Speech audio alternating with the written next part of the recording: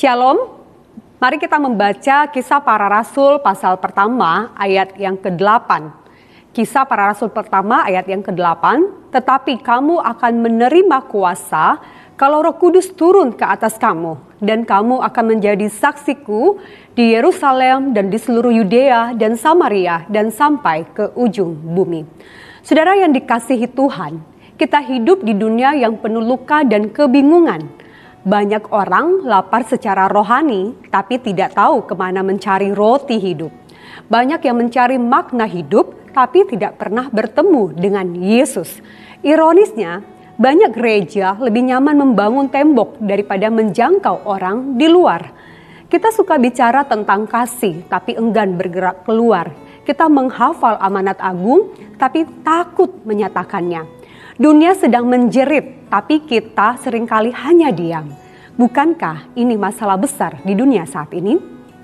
Hal yang sama kita jumpai dalam teks yang kita baca.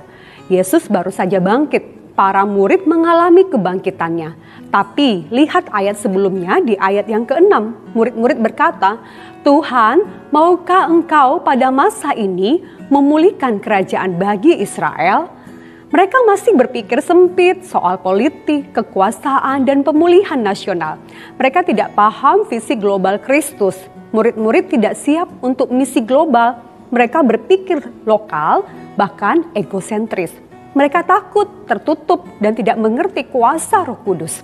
Sama seperti banyak orang Kristen hari ini, lebih ingin diberkati daripada diutus, lebih suka dibangun daripada membangun. Tapi di tengah ketidaksiapan murid, Yesus tidak memarahi mereka, justru Yesus menjanjikan kuasa. Kamu akan menerima kuasa. Saudara, ini bukan kuasa untuk menjadi populer, tapi untuk menjadi saksi Kristus. Ini bukan kuasa untuk kenyamanan, tapi untuk pengorbanan. Yesus memberikan kuasa, menjanjikan Roh Kudus yang membakar hati, yang memberi keberanian, yang menjungkir balikkan dunia melalui orang biasa.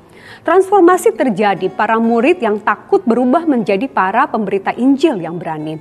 Kuasa Roh Kudus tidak membuat mereka lebih nyaman, tapi lebih setia.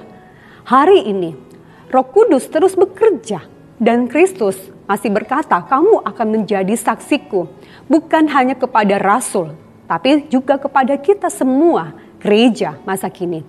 Tuhan tidak mengirim malaikat untuk memberitakan Injil, Dia mengutus kita.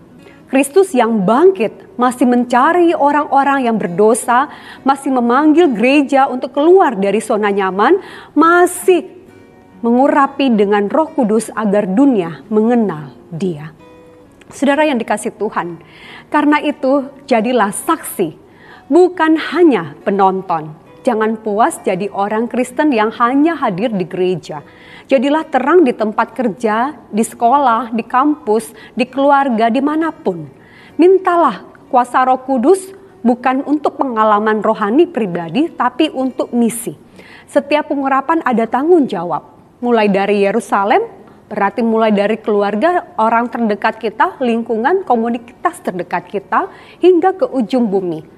Apakah kita berdoa untuk misi? Apakah kita mendukung, memberi untuk misi, bahkan siap diutus untuk misi, pergi ke tempat-tempat yang tidak kita pernah jumpai sebelumnya?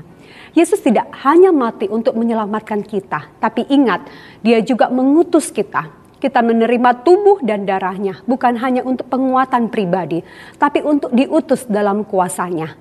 Yohanes 20 ayat 21, sebagaimana Bapa mengutus aku, demikian juga aku mengutus kamu.